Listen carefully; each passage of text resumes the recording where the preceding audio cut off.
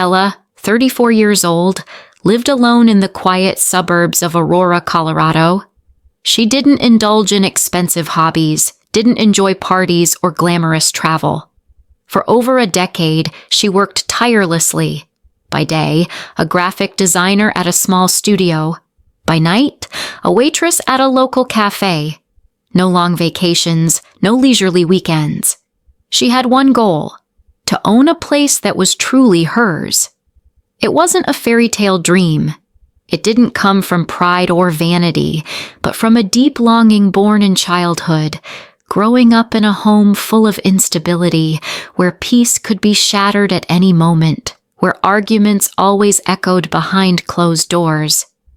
And then, after 12 years of sweat and quiet tears, that dream came true. Her 3-bedroom home on Linden Street wasn't anything flashy. No blooming rose garden, no pool, and far from downtown. But Ella didn't care. For the first time, her name was on the deed. The keys were in her hand. No one could evict her. No one could take it away.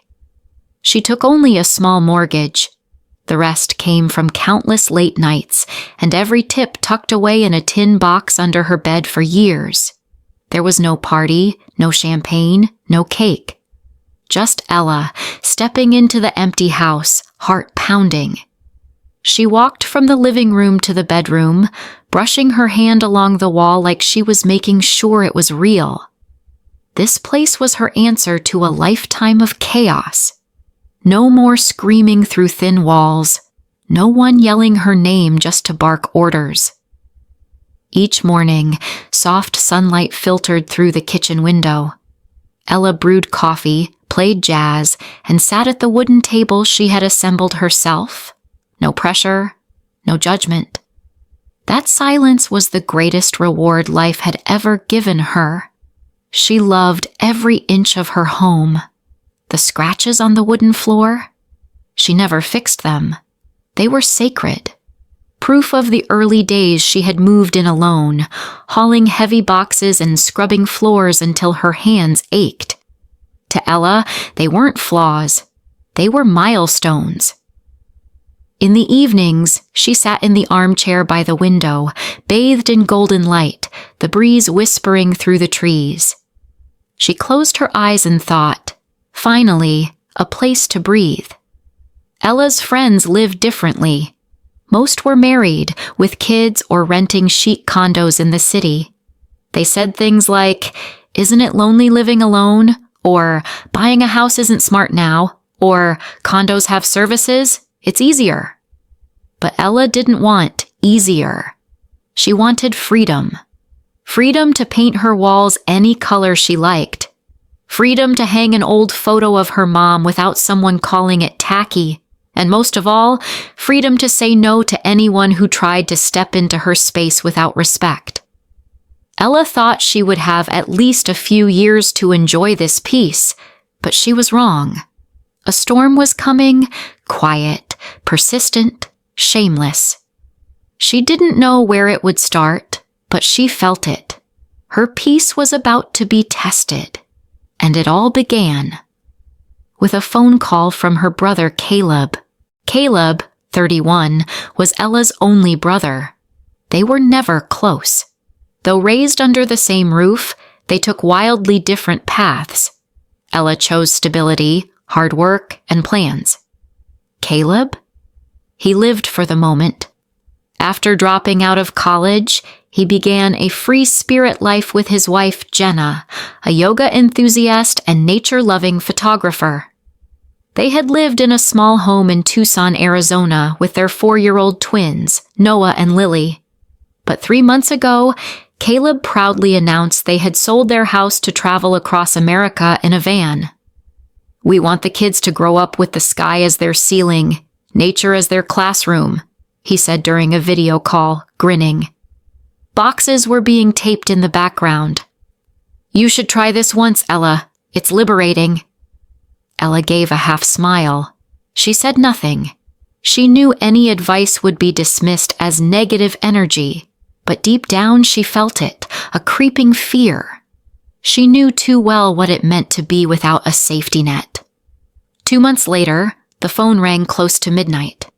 Caleb's name glowed on the screen. Before Ella could say hello, she heard his broken voice. "Ella, we've burned through everything." He sounded wrecked. Airbnbs cost way more than expected. Freelance gigs aren't paying on time. Credit cards are maxed. The kids ask every night when we're going home. Ella sat in silence, staring at her kitchen bathed in warm light. The coffee was still warm. A part of her already knew what was coming. "Can we stay with you?" Caleb pleaded. "Just for a few months. We won't be any trouble." "How long exactly?" Ella asked, trying to stay composed. 8 to 10 months maybe. Just until we get back on our feet, find work, get the kids back into a routine. Ella exhaled. "Caleb, I understand. But living together isn't the right solution." The line went quiet.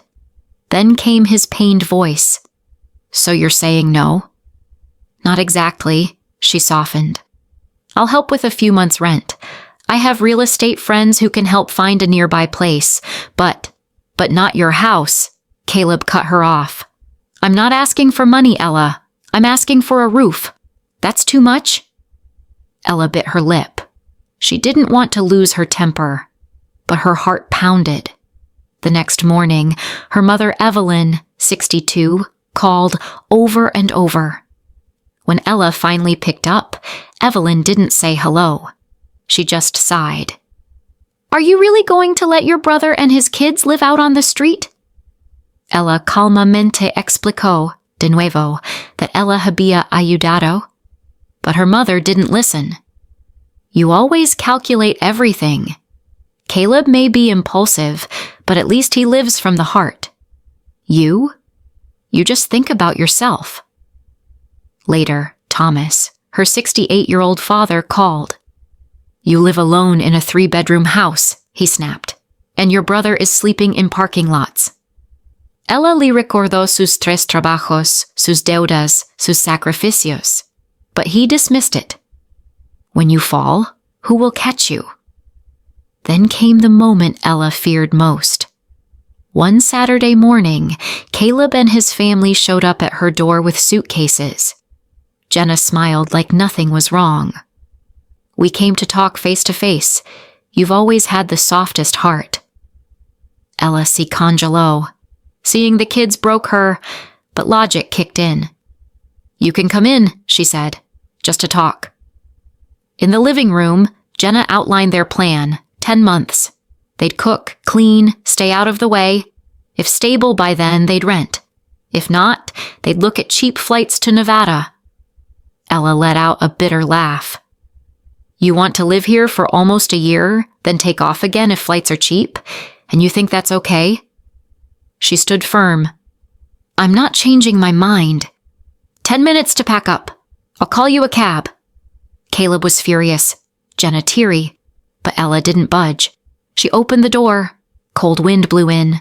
She watched them leave, not with anger, not with triumph, just a heavy, exhausted emptiness.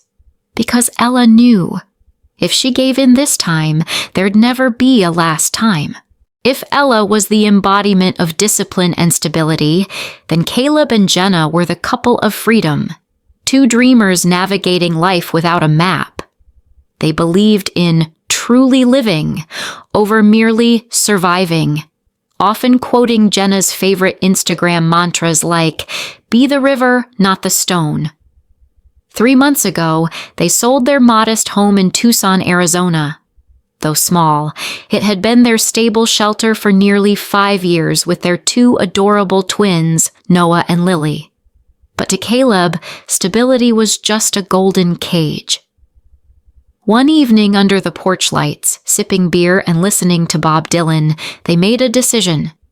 It was time to start fresh, not by climbing higher, but by taking a sharp turn. "I had a dream we were traveling across America," Jenna whispered as she rested her head on his shoulder. "No deadlines, no noise, just living, just love." Caleb didn't need more convincing. Within a week, their home was listed, and thanks to the hot real estate market, they made a tidy profit. Their last days in Tucson felt like the closing chapter of a book. Jenna posted a family photo in front of their repainted blue van, captioned, "Goodbye walls, hello sky." Behind them were packed boxes and neighbors waving goodbye with mixed concern and curiosity. Their plan sounded like poetry. They'd live in the van, alternating between short Airbnb stays and camping under the stars. Jenna would take photos, write blogs, sell digital content. Caleb planned to host yoga pop-ups or pick up odd jobs along the way. They even packed books, paint kits, and a mini whiteboard to homeschool the kids in nature. "You just don't get it," Caleb had told Ella on their last video call. "You're scared of risk. But risk is where dreams are born. You live like an 80-year-old waiting for retirement while we're living every day like it's the last." Ella no discucho. She only nodded. Because she knew people driven by impulse don't hear logic. And she also knew that when you leap into a fantasy without a safety net, a fall is inevitable. The first few weeks truly felt like a dream. Jenna's Instagram exploded with vibrant snapshots. Sunrise at the Grand Canyon, the kids playing on Santa Monica Beach, family campfires in the Oregon woods. Captions read, "No fences, no limits. Teaching our kids under the sky. We left the noise to find the silence." They got hundreds of likes, comments full of admiration. Some even called them an inspiring family. Jenna soaked up every bit of praise like sunlight. But 6 weeks in, the cracks began to show. Airbnb rates in major cities skyrocketed. The rustic camp under the stars spots turned out to have no electricity, no clean water. Some even banned overnight parking. The kids began complaining. They missed their beds, their toys. At night, Lily would whimper, "Mom, when are we going back to our real house?" Jenna grew more exhausted by the day. Selling photos online wasn't reliable income. Her soulful desert shots and misty mountain mornings didn't pay for gas. Caleb was rejected from local jobs because he couldn't commit long term. Every day, they burned through their savings like firewood in a snowstorm. By the end of the second month, they were sleeping in the van. At first, it was just one night, then another. Then it became the norm. They parked at Walmart lots or rest stops off the freeway. Some nights, all 4 of them huddled in the van, shivering under layered jackets. Jenna clutched Lily close. Caleb draped his old coat over Noah as a blanket. Jenna stopped posting. Instagram fell silent. The uplifting captions were replaced by a midnight text to Ella. "We can't make it anymore." That was the night Caleb called, voice trembling. "Ella, can we stay with you?" Just a few months. The freedom they once romanticized had become a cage. No more glowing sunrises. No more whispered trees. Just sick children, growling stomachs, and 2 dreamers watching their fantasy decay.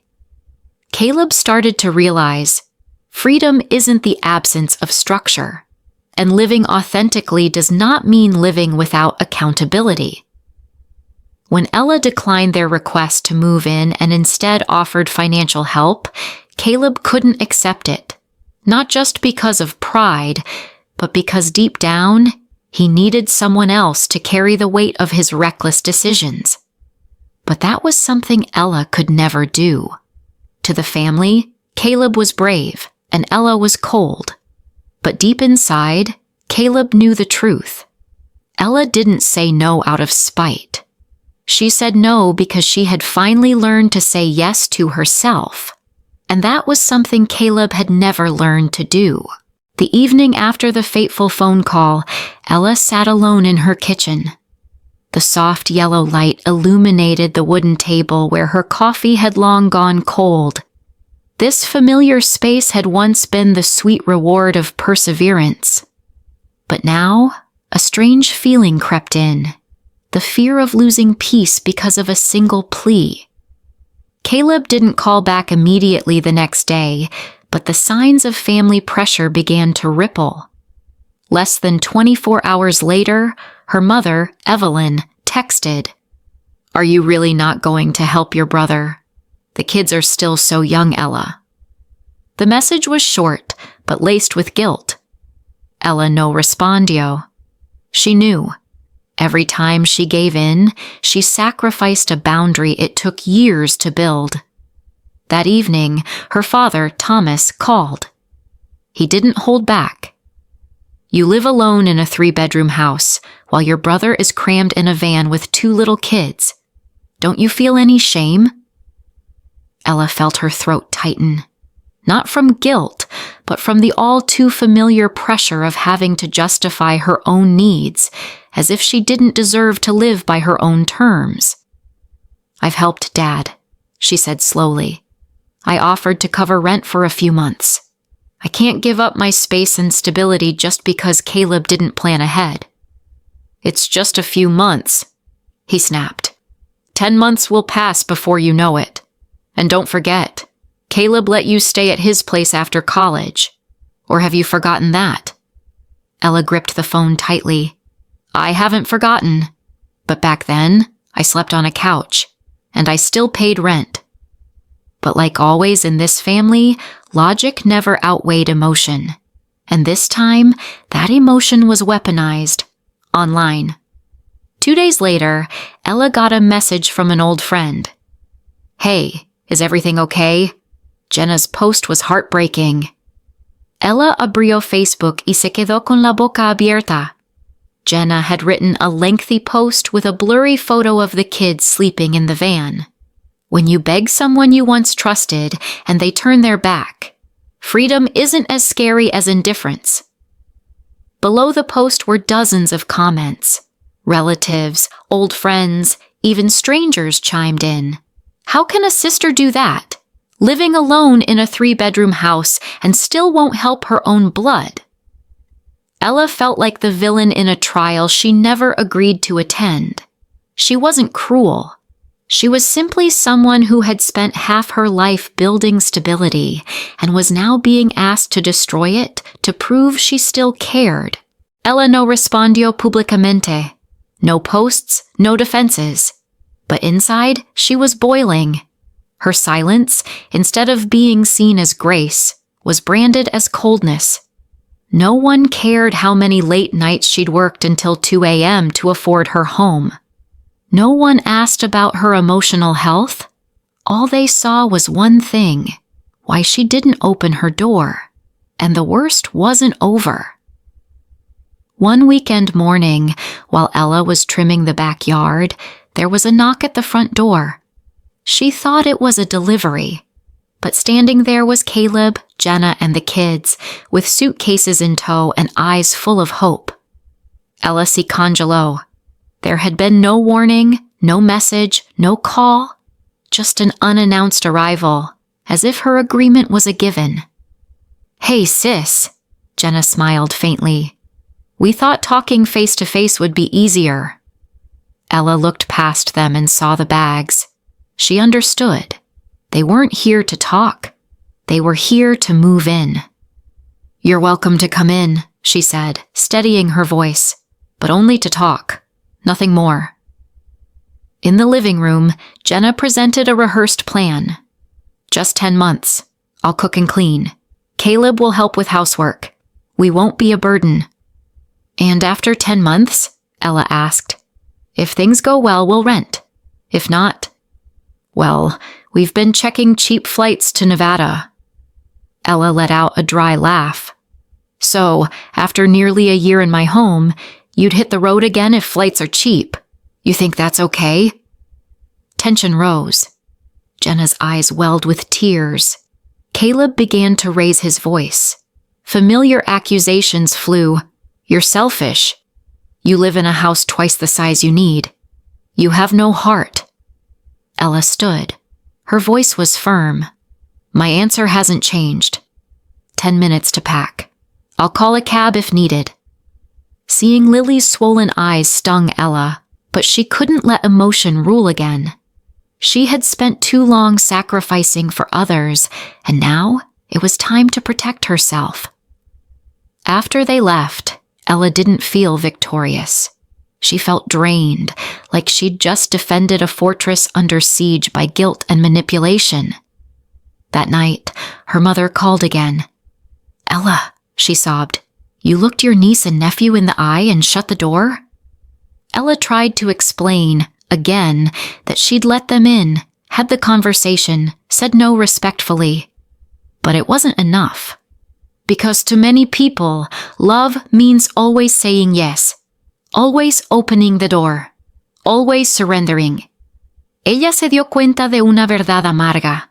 Cuando comienzas a establecer límites, los que solían beneficiarse de cruzarlos empujarán con la mayor fuerza. After days of silence, Ella wrote a single post, not to attack, but to clarify. She shared the truth from beginning to end.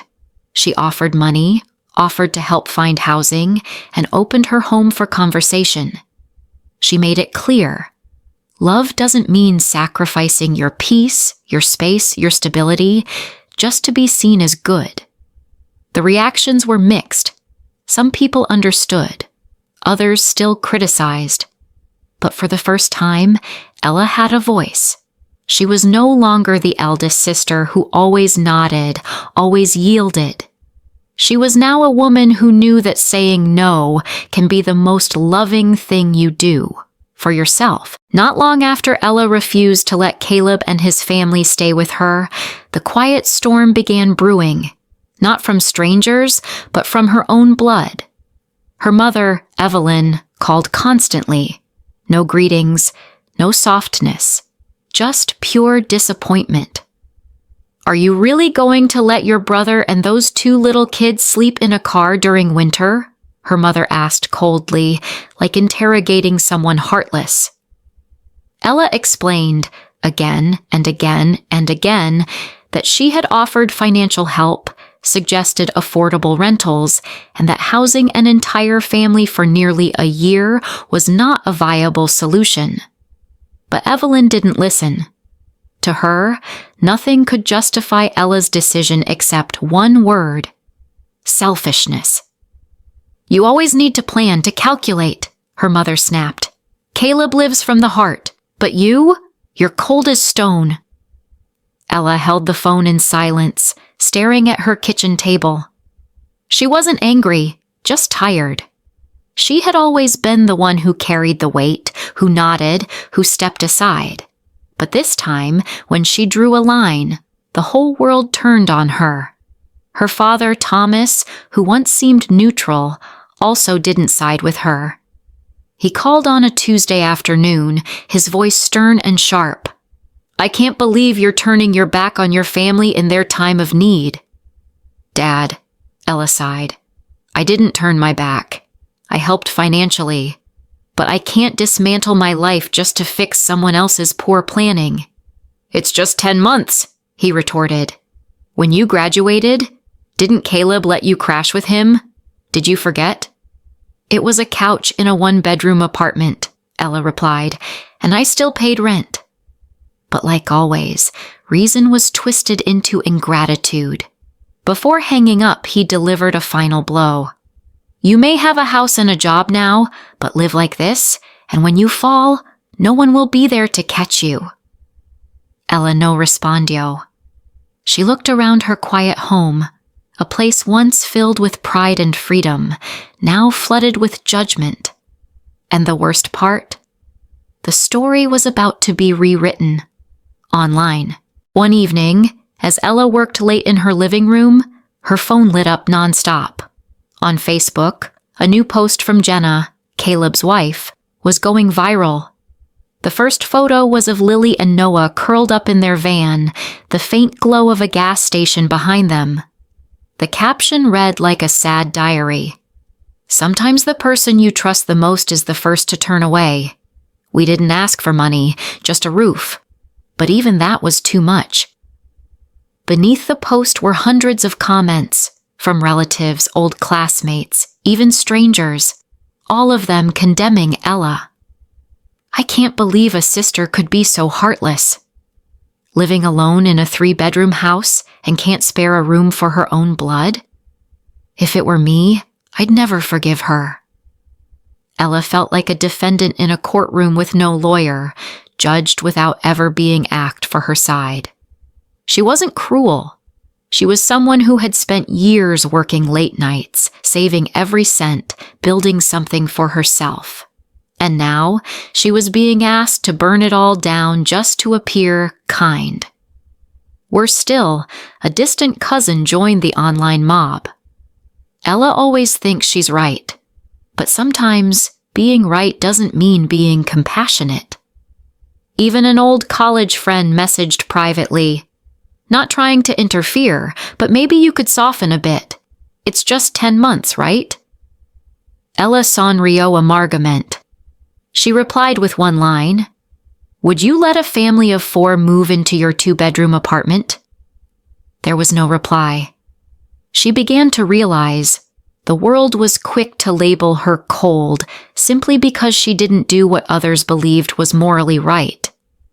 But no one had been there when she worked until 2 a.m., when she skipped vacations, when she made every sacrifice to build this home. She wasn't just lonely. She felt deeply misunderstood because people saw only one side of the story and chose to believe the one that pulled their heartstrings. Then, one night, after reading one cruel comment too many, Ella opened her laptop. She typed, not to retaliate, not to shame, but to tell the truth. She began, "I don't like sharing private matters online, but if I've been dragged into the court of public opinion, I deserve to speak." She laid everything out.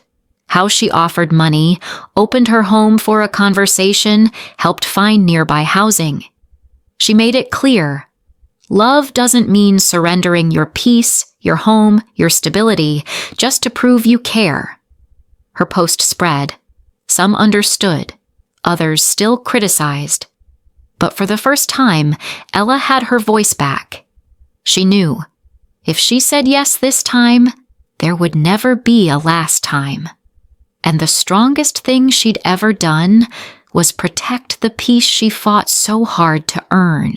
After the Facebook post, Ella sat quietly in her living room, eyes following the dim light slipping through the curtains. She didn't expect sympathy. She didn't need apologies. The only thing she longed for was silence, a space free of accusations, tears, and the same tired reproaches. At last, she had spoken in her own voice after years of playing the role of the good big sister. In the past, Ella believed that love meant accepting everything, saying yes, opening the door even when your heart was breaking. But now, she understood that real love also needs boundaries, because without them, affection turns into exploitation. Ella's life had been built from zero. No one paid off her debt. No one stood by her when she worked late nights just to make rent. No one helped when she was jobless and hit with a rent increase. This home was built from the wreckage of her youth, and she didn't owe it to anyone. Refusing Caleb wasn't abandonment. It was self-preservation. Letting a family of 4 move in, without a plan, without a timeline, would have meant erasing everything she had worked so hard to preserve. What she feared losing most wasn't physical space. It was control over her life. Her working rhythm, her quiet mornings for creativity, her peaceful evenings with a book and soft jazz. Those were her rewards after a decade of sacrifice. Someone once told her, "You can live in a mansion, but if you live by someone else's rules, it's still a prison." Ella didn't live in a mansion, but in this modest 3-bedroom home, every inch belonged to her. Every decision, every scratch on the floor, every leaky faucet she had fixed herself. When Caleb showed up with suitcases and hope in his eyes, Ella knew. If she gave in this time, there would never be a last time. Because those used to crossing your boundaries won't stop until you stop them. 3 days after Ella posted her side of the story, the wave of online outrage began to subside. Not because people understood her, but because they found something else to talk about. But to Ella, it didn't matter who sided with her. What mattered was that she didn't stay silent. Jenna blocked her. Caleb disappeared. Her mother didn't call. Her father sent a cold final message. Hope you're happy with your choice. Ella lo leo, no respondio. Not because she was angry, but because she no longer felt the need to justify herself to those who only loved her when she said yes. A week later, at a yoga class, Ella ran into Rachel, an old college friend. After class, Rachel sat beside her and smiled. I read your post. No one says it out loud, but a lot of people understood. They just don't have the courage to do what you did. Ella stayed quiet. A faint smile crossed her lips. You're not selfish, Rachel added. You're just the first one in your family brave enough to say no, and that always comes with a cost. Ella knew Rachel was right. In her family, love was always conditional. If she kept sacrificing, kept giving in, she'd be praised as the good sister, the selfless one. But if she set a boundary, she became cold, heartless. She used to think being good meant never making anyone upset. But in reality, you can't live authentically and please everyone. She couldn't be a refuge for others while hollowing herself out. That night back home, Ella turned on soft music, brewed some tea, and sat by her usual window. Everything was still the same, calm, cozy, uninterrupted. But something inside her had changed. It was no longer just joy in ownership. It was the quiet confidence of living on her own terms, without asking for permission. In her hands wasn't just a house key, but the key to her inner freedom. Ella knew the road ahead wouldn't be easy. Her family might keep judging her. Some relationships might never go back to what they were. But if the price of keeping those relationships was losing herself, they were never truly worth keeping. She chose to live her life her way, not to prove anything, not to rebel, but because it's what she owed herself. Ella used to believe that if she were kind enough, patient enough, eventually her family would understand and respect her. But after everything, the accusatory phone calls, the public shaming posts, the harsh words from both close and distant relatives, she realized a chilling truth. To many, she was only loved as long as she was willing to sacrifice. Since childhood, Ella had played the role of the good big sister. She learned to step aside, to carry the weight, to lead by example. When her parents argued, she remained calm. When Caleb acted out as a teenager, she quietly cleaned up the mess. As an adult, she worked endlessly, became self-reliant, and never asked for help.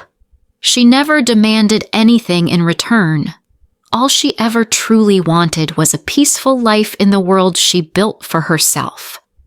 But the moment she refused one request, a request that crossed every reasonable boundary, that perfect image shattered. Family ties turned into expectations. She was instantly labeled cold, selfish, uncaring. Everything she had ever done for them was erased and replaced with one question. Why won't she help this time? Ella began to ask a different question. Why am I always expected to help? Why does family love mean surrendering my autonomy? She realized that to many people, kindness wasn't a choice. It was a duty. And if you refused, you weren't just wrong. You were a traitor. It was a painful lesson. But Ella didn't regret saying no. because if she had said yes this time, she would have lost the very thing she fought for all her life. She would have lost control, lost her space, lost her peace, and most importantly, lost herself. Love cannot thrive on one-sided sacrifice. Family relationships cannot stay healthy if one person always bears the burden while the other keeps demanding more. True love begins with respect, and respect must be shown through action, not just emotion or promises. After everything, Ella didn't feel like a winner. There was no pride, no triumph. What she felt was relief, the kind that comes after setting down an invisible weight you've carried for far too long. She no longer had to keep smiling to make others happy, no longer needed to justify why she needed space, no longer had to ask for permission to live the way she wanted. This wasn't indifference.